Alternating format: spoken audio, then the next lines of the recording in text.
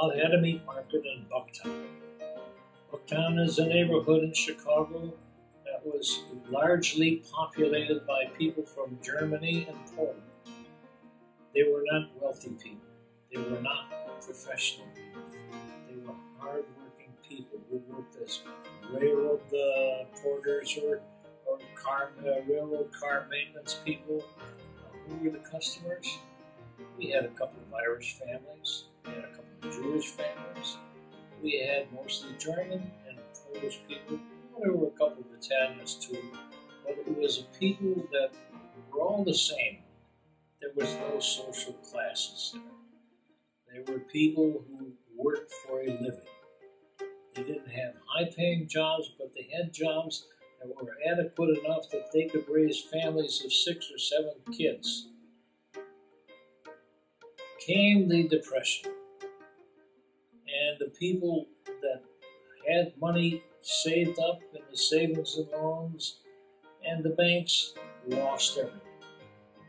Lost their jobs, lost their respectability, but they still had to feed their children. And they came to my father and said, "Butch, could you give us a little credit? Put our bill on the ticket," as they used to call it. And my father says, "Sure." And he put, for hundreds of customers, he put everything on the books. When he retired in 1956, those people paid back everything they owed. Why I'm a Democrat? Because my father believed in helping those who needed help. And who are they? They are the majority of the people. The rich don't need help. They need tax credits. I'm more convinced now than I ever was before. The Democratic Party is more concerned with principles than they are with popularity. How do you tell that to people out in McHenry County? We're afraid to talk to each other. I don't think politics is wrong at all. I think politics is great.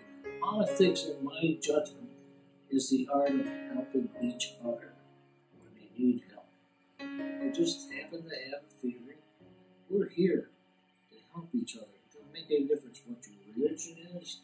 It really doesn't make any difference what your politics is. You can express different points of view, but at least we should sit down and listen to each other. Because the voters, I don't really think care much about whether a person's a Democrat or a Republican. They think they're going to get somebody who is going to do a good public job. Mm-hmm. Jobs that would result in better living conditions for them and their environment, and better protection against crime, better schools, all those things that I'm sure that you and I care about. When I became the Director of Public Works, I had a board commitment come in to see me, and he said, "Frank, could you give me a job for the summer? I've got a young fella in my constituency who wants to do it quickly. He wants to become a priest. Can't afford it. Can you find a job?" That touched my heart. I said, "Sure. Put the kid to work." You know who that kid was? He became the bishop. And I didn't remember him until one day at the christening of one of my grandchildren at Queen of All Saints Parish. He came up to me and he said, "I bet you don't remember me."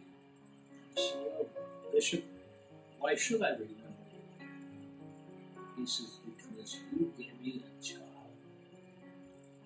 that let me get through college and become a priest, and ultimately I became a bishop."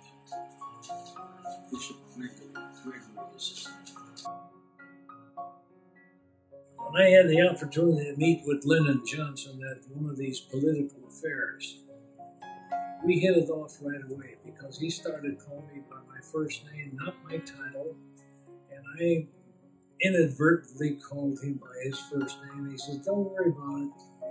I'm just the same ordinary guy I was before. I happen to have a title." He said, "Don't worry about it."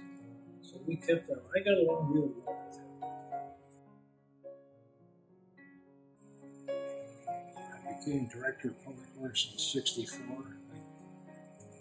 That's when I really got a lot of attention. I never got too much attention when I was county treasurer or state treasurer. But this one, I recognize that people use the expressways every day. And they expect the best conditions all the time. And they don't tolerate delays because of fixing potholes or repairing segments of the expressways. You know, it was an eye-opening experience. And then to be nominated for one of the top 10 public works administrators of the United States and not being an engineer, I tell you, you don't know how proud I was. And my family felt the same way.